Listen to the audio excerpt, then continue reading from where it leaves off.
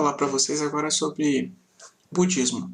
Budismo é um assunto, um tópico muito central sobre meditação e pensamento oriental, porque o budismo é uma das escolas que mais enfatiza essa prática, né? É a prática da introspecção e da meditação. Primeiramente, existe muito desconhecimento sobre o que é o budismo. Também é difícil de a gente dizer que existe uma homogeneidade quanto à definição do que é o budismo ou quanto o pensamento do que é o budismo, né? As pessoas praticam o budismo de maneiras muito distintas ao longo do planeta, né? Primeiro, ele é uma doutrina que se baseou nos ensinamentos do Buda histórico, Siddhartha Gautama. Siddhartha Gautama foi uma pessoa que eu vou comentar mais adiante, que nasceu em mais ou menos 500, 600, antes da Era Comum, e trouxe algumas ideias de como poderia ser o despertar espiritual. Buda, que é o nome que se chama Siddhartha Gautama, nada mais é do que um título que diz respeito ao nível de evolução da pessoa, ou seja, aquele que despertou, ou simplesmente desperto. Algumas escolas do budismo aceitam ensinamentos de outros despertos, além do Siddhartha Gautama. Então a gente tem a escola Mahayana, que difere bastante, a vertente do Mahayana difere bastante das outras vertentes, porque ela pensa que outras pessoas que despertaram também têm coisas que podem contribuir para o pensamento do budismo, ou do Buda Dharma, que é uma maneira que algumas pessoas chamam que seriam leis ou regras que dizem respeito ao desperto ou à desperticidade. Então, assim, o budismo ele é dividido em 3 escolas ou 3 vertentes principais. Dentro delas vão ter outras que vão ser mais específicas, né? Essas divisões são divisões bem abrangentes, que diz respeito ao início, assim, né? As pessoas que tentaram manter, as pessoas que tentaram renovar e um caminho bem distinto de renovação. Basicamente, essas 3 escolas são a Hinayana, Mahayana e Vajrayana. Hinayana é chamado de, por causa até da escrita, de pequeno veículo, ou seja, considera basicamente aquilo que o Buda histórico falou ou aquilo que chegou até a gente, né? Mahayana, o grande veículo, considera também outros despertos, outras influências, outras técnicas, interpretações disso, né? Que não são necessariamente essas que o Buda histórico fez. E o Vajrayana é um caminho tântrico que considera as técnicas do yoga, do tantra, para acelerar esse despertar, tá? Então, assim, é bem abstrato isso, mas basicamente existem maneiras de entender o budismo, de interpretar ele, e uma renovação. Dá para se dizer que o caminho do Vajrayana é um caminho mais parapsíquico, mais esotérico, do que o caminho do Hinayana também, porque utiliza muitas técnicas do yoga, muitos métodos do yoga, para a pessoa se desenvolver parapsiquicamente, acessar questões espirituais e a partir disso também aprender. Tá? O Mahayana ele vai ter uma abertura bem grande quanto ao desenvolvimento, né, de novas ideias, de novos conceitos. Então tiveram muitas pessoas no Mahayana que inovaram completamente com o pensamento budista, enfim, que conseguiram dialogar com o yoga, que conseguiram dialogar com o jainismo, com a filosofia do taoísmo. Então, o próprio Zen é uma escola do Mahayana, né? É um pensamento bem mais aberto. Siddhartha Gautama.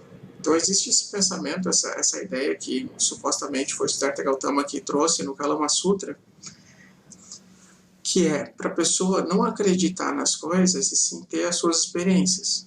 Né? Então, se você lê esse escrito, né, não se apresse a acreditar em nada, mesmo se tiver escrito nas escrituras sagradas. Não se apresse a acreditar em nada só porque é um professor famoso que disse.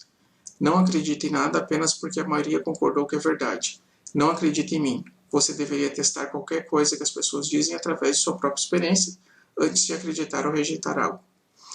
O que eu penso disso? Isso é uma coisa extremamente moderna, extremamente interessante, mas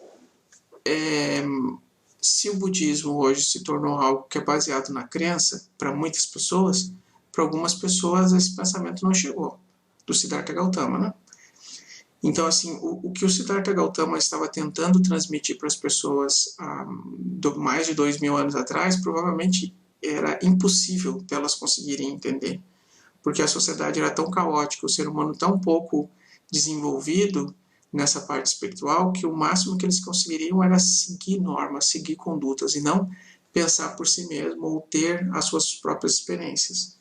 Mas a ideia básica do budismo e até do Siddhartha Gautama é a pessoa experimentar essas realidades transcendentais e, a partir disso, conduzir a própria vida dela. Então, o objetivo é o despertar e não o dizer como as pessoas devem despertar ou fazer com que as pessoas acreditem em escrituras ou em ensinamentos, porque isso, na época do Siddhartha Gautama, não era algo que deu muito certo, e até hoje a gente vê que não é uma coisa que ajuda muitas pessoas a despertar, ajuda mais as pessoas a seguirem um determinado grupo e às vezes a ficarem muito bitoladas. Mas tudo passa pela interpretação do ser humano.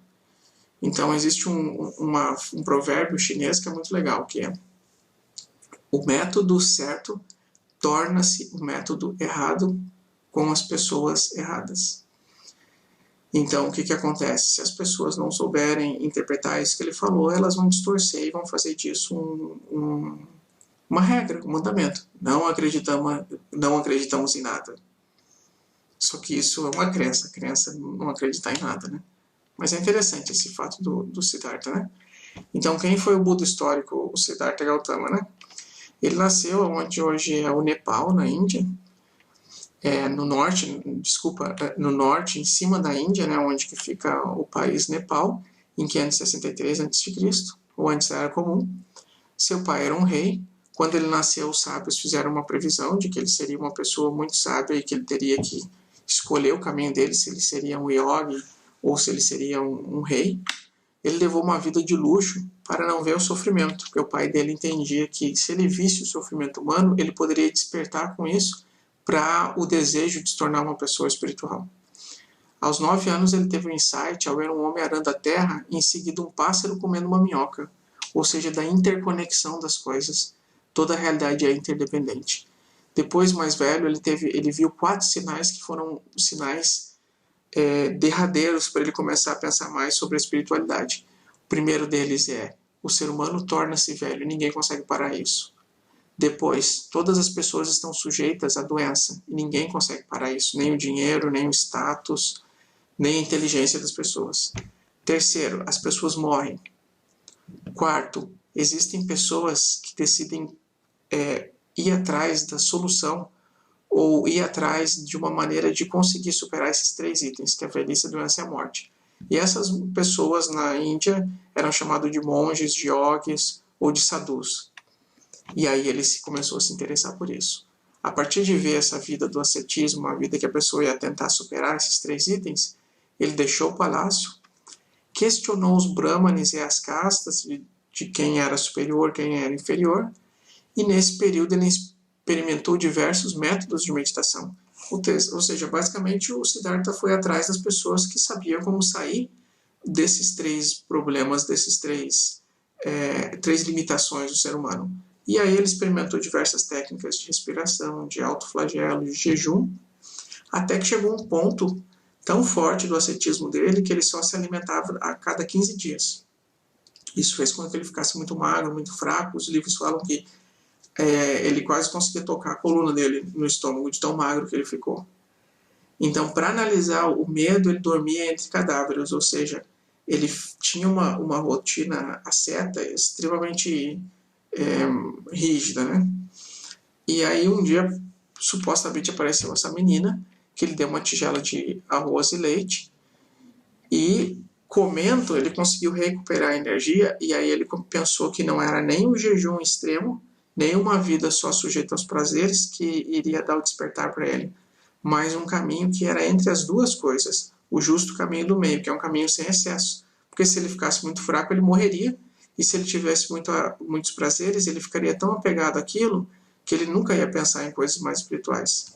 A partir disso, ele se sentou, praticou mais a meditação sentada, né, embaixo de uma árvore, e decidiu não sair dali até que ele conseguisse encontrar a iluminação. É óbvio que aconteceram muitas coisas mais do que isso, mas essa é uma visão muito simplificada da vida dele, só para vocês terem uma noção de quem foi o Siddhartha. O que se diz sobre isso? Que ele foi muito assediado pelas memórias e pelos demônios. Demônios aqui se dizem, seria o que a gente chama de obsediador ou espíritos malignos, né? E aos 35 anos ele entrou em Samadhi, ou cosmoconsciência, durante 7 dias. E foram nesses 7 dias de cosmoconsciência ininterrupta que ele chegou a compreender qual era a realidade dele como ser humano, qual era a realidade das pessoas e como que ele poderia desenvolver um método para que as pessoas despertassem, que hoje se chama de budismo, mas basicamente foi a experiência dele, né? E até os 80 anos ele passou viajando pela Índia, ensinando esse método. Índia e locais que antigamente era a Índia, que hoje não são mais a Índia, né? Ensinou em Pali, uma língua antiga, que hoje ela é tida como a língua do budismo antigo, que supostamente ela se parecia muito com o dialeto que as pessoas falavam naquela época, para ser mais acessível, por exemplo, do que o sânscrito, que era uma língua que basicamente as pessoas que tinham muitas condições financeiras, o Brahmani, tinham acesso a elas, né? Ensinou tanto para homens e mulheres, isso é importante porque na época existia muito a questão de dificuldade de lidar com o gênero feminino, tal qual existe hoje, só que muito pior, né? E para ele já conseguia ter um pensamento mais moderno que entendia que não existiam grandes diferenças, né? Psicologia budista. O que vai acontecer? Uma coisa que eu gosto de enfatizar. Então, assim, o budismo já foi chamado de religião, o budismo já foi chamado de filosofia, de um caminho da magia, entendeu? Então, assim, o que eu penso assim? A gente pode pegar o budismo e pensar assim sobre os principais ensinamentos do budismo. Como que a gente pode classificar isso? Hoje, no Ocidente, está sendo classificado de duas maneiras. Primeira, como uma psicologia, né? Então, a psicologia budista, ou como uma ciência da mente. Como que se investiga, como que se chegou a isso? Através de práticas totalmente empíricas da pessoa observar a partir de um silenciamento da própria mente dela, o funcionamento dela, registrar e comparar com outras pessoas que fazem isso.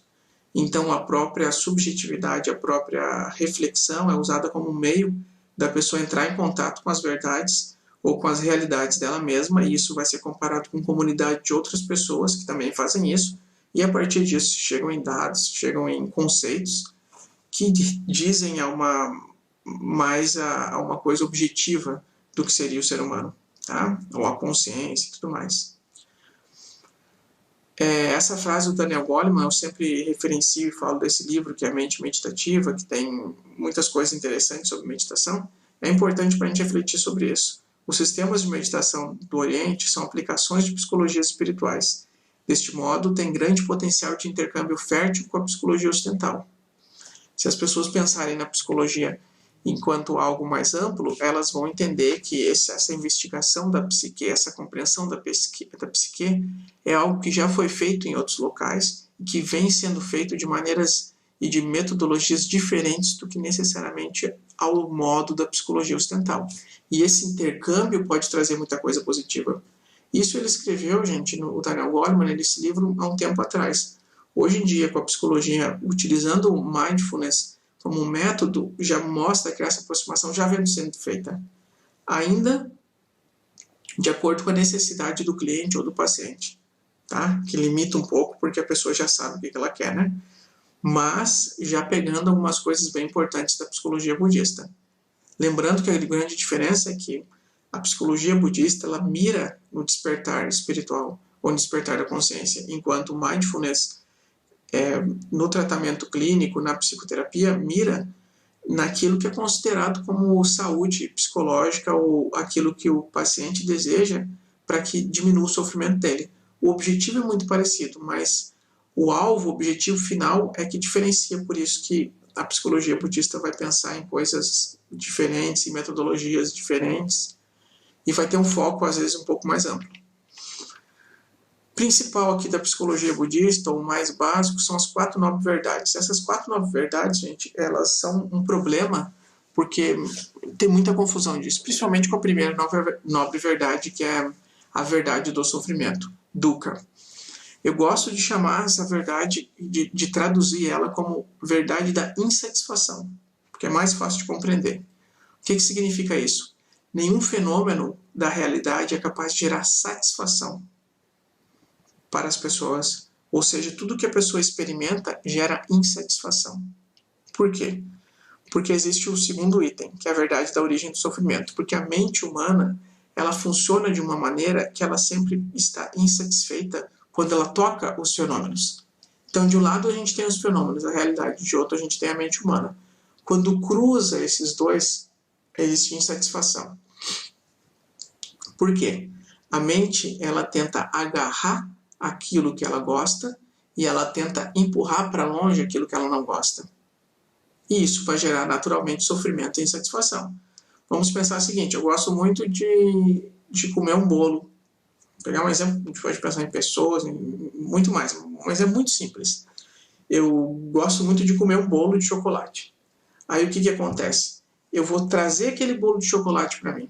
Eu não vou querer que ninguém tire aquele bolo de chocolate meu. Eu vou querer sempre comer o bolo de chocolate. Só que eu sei que se eu comer sempre o bolo de chocolate, ou às vezes eu não sei, eu vou ficar doente. E essa doença vai fazer com que eu tenha que parar de comer o bolo de chocolate. E isso vai gerar sofrimento. Ou se eu comer demais esse bolo de chocolate, eu vou ter dor de barriga. Ou seja, eu vou ter que parar de comer esse bolo de chocolate, porque isso está me trazendo sofrimento. Então, por mais que exista o prazer, só o prazer ele gera sofrimento. Porque ele acaba ou porque ele em excesso faz com que a pessoa fique insatisfeita ou fique desequilibrada. E o empurrar para longe, que é a aversão, também gera sofrimento. Porque vamos supor que eu odeio comer banana. Mas o nutricionista recomendou que no meu tratamento para me curar desse problema que o bolo gerou, eu vou ter que comer banana.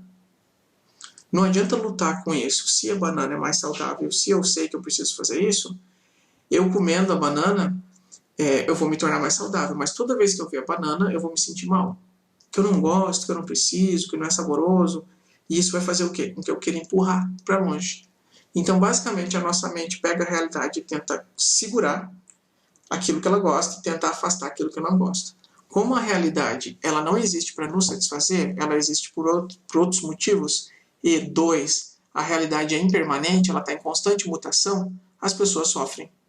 Ou elas estão sempre insatisfeitas. Aí o terceiro item, existe uma maneira da pessoa sair disso, que seria a extinção dos fenômenos, Nirodha ou Nirvana. O que é isso também, a extinção dos fenômenos, que é outra coisa que é muito distorcida. Vamos pensar o seguinte, os fenômenos não existem separados da mente humana, a separação dos fenômenos da mente humana é uma abstração, porque existem os objetos e a gente só conhece eles porque a nossa mente toca eles. Tá? Quando a gente consegue entrar numa realidade que ela não é fenomênica, através do treino da meditação, a gente consegue lidar com essa realidade de uma maneira não fenomênica.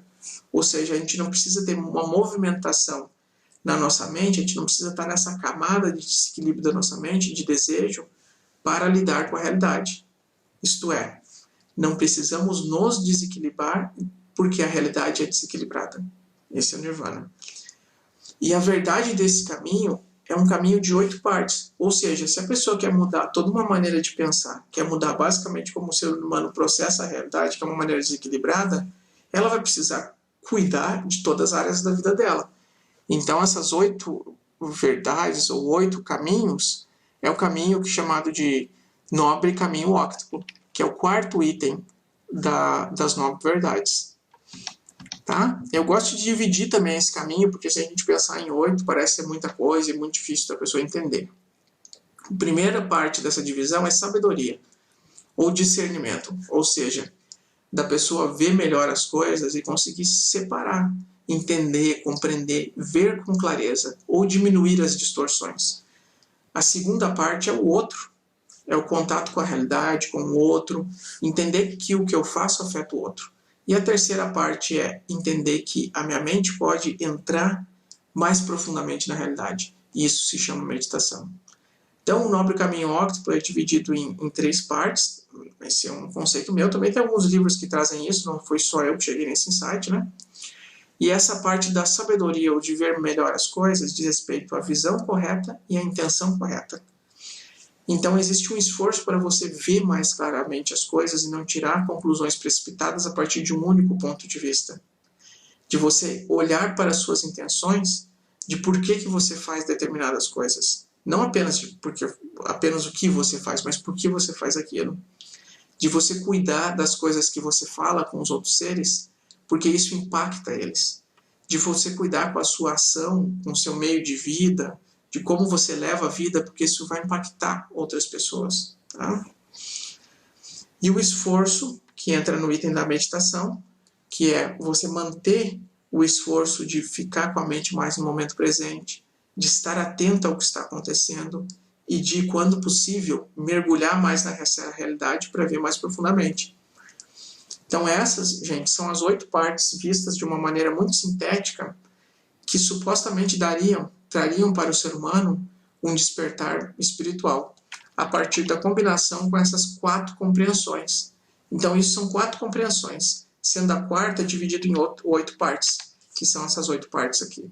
E quando isso é trabalhado de uma maneira eficaz e equilibrada, a pessoa aumenta o seu despertar, ou a pessoa torna-se também um Buda, ou seja, um desperto.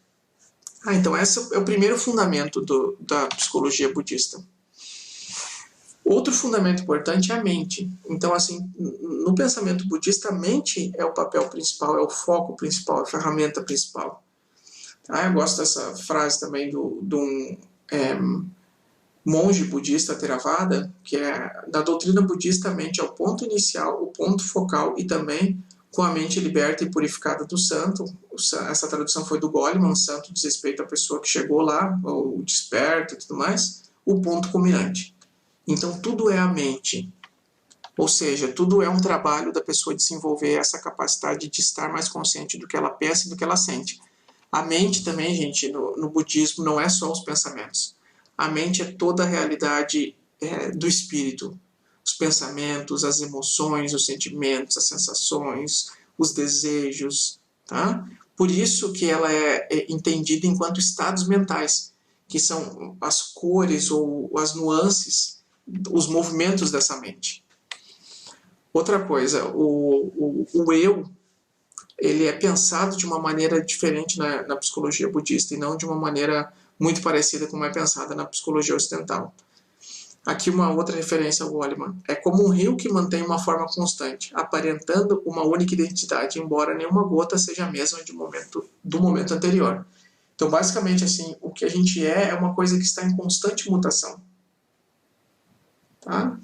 Então, dizer que isso é uma coisa estática, porque tem um nome ou porque tem uma identidade, é uma coisa que no budismo leva com que a pessoa se agarre mais a coisas que às vezes já passaram e não aceite também essa transformação. Então, a nossa realidade essencial para o budismo é uma realidade de movimento, de fluidez e de impermanência. Tá? Isso é chamado no budismo de anatta ou anatma, que seria essa realidade de você não ter uma fixação ou um eu fixo, estável, mas sim um constante movimento instável e impermanente. O estudo da personalidade no budismo não lida com complexos de entidades postuladas como ego, que eu falei anteriormente, ou inconsciente, mas uma série de eventos. Então, se existe uma mudança, existe essa mudança num contexto. E esse evento básico é o relacionamento contínuo entre os estados mentais com os objetos dos sentidos. Basicamente, os estados mentais é aquilo que está acontecendo na mente, no espírito da pessoa.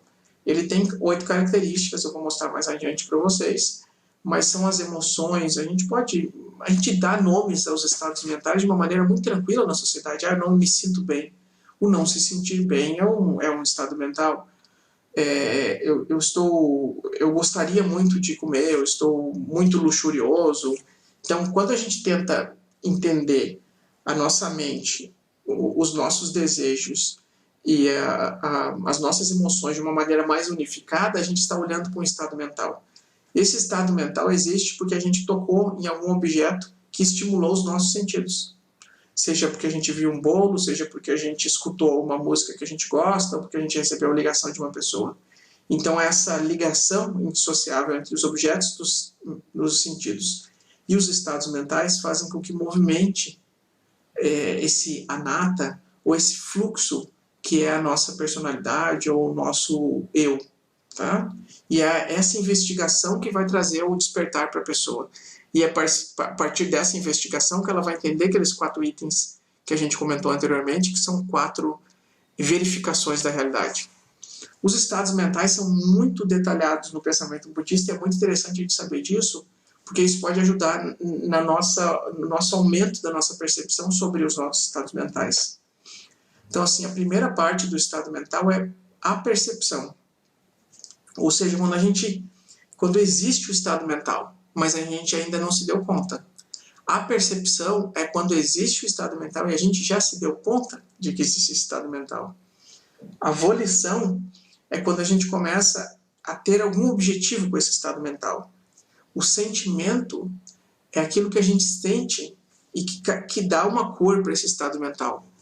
A unidirecionalidade é o nosso foco nesse estado mental. Por exemplo, se o meu estado mental está relacionado a um bolo, eu tenho uma unidirecionalidade com o bolo de chocolate. A atenção espontânea é a atenção primeira que me levou a enxergar esse objeto, ou que me chamou para esse objeto. Ela acontece no milésimo de segundos. A energia psíquica é a energia que está em todos esses itens e que é uma energia produzida por algo em mim que não é necessariamente físico. É o que é chamado de Ti, é o que é chamado de Ki, é o que é chamado de energia espiritual. Tá? Então essa é a energia psíquica. E os fatores mentais são elementos mentais, são elementos afetivos que levaram esse estado mental a ser do jeito que ele é. Tá? Os estados mentais, os fatores mentais são algo muito detalhado também no budismo, porque a investigação dos estados mentais começa com a investigação dos fatores mentais, e também é um elemento também bem importante da gente estudar, tá? Bem complexo também, né? Os órgãos dos sentidos para o pensamento budista são 6, isso que é interessante, porque a mente também é considerada enquanto um órgão dos sentidos, porque o sentido no budismo é entendido como aquela parte minha que permite com que eu toque a realidade. O órgão que permite com que eu toque na realidade. Então a mente é uma parte minha que permite com que eu toque, que eu chegue nos fenômenos. Por isso ela é entendida quanto um sentido. Tá? Aqui uma síntese para a gente entender assim, a psicologia budista. Primeiro ponto. A realidade é samsara. Samsara é insatisfação, samsara é mudança, samsara é movimento. Samsara é desequilíbrio. Tá? Então, a realidade é esse constante movimento de desequilíbrio, de começo e fim, de velhice, de nascimento, de morte, que todas as pessoas passam. Tá? Mas é a partir delas que a gente caminha para o despertar. Então, para despertar, precisamos e estamos nesse samsara, nessa realidade dual, nessa realidade instável. O ideal de saúde mental é o bodhisattva,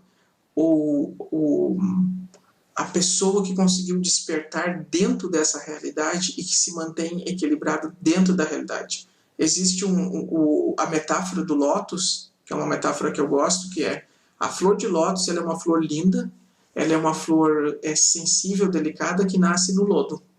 Tá? O que é interessante? Ela sai do lodo e abre, e desabrocha, e se mantém uma flor linda. Só que o que é importante da flor de lótus é que ela nasce a partir do lodo e ela se mantém conectada com o lodo.